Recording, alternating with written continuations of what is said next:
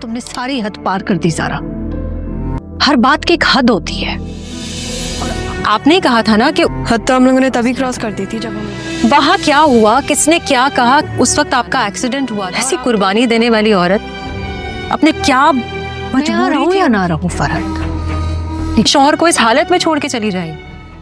अस्सलामुअलैकुम नाज़रीन, जैसा कि आपने देखा कि नेक्स्ट एपिसोड में क्या होने जा रहा है। मज़ीद अच्छी वीडियोस के लिए हमारे चैनल हिट ड्रामा रिव्यू 7 को सब्सक्राइब करें। शुक्रिया।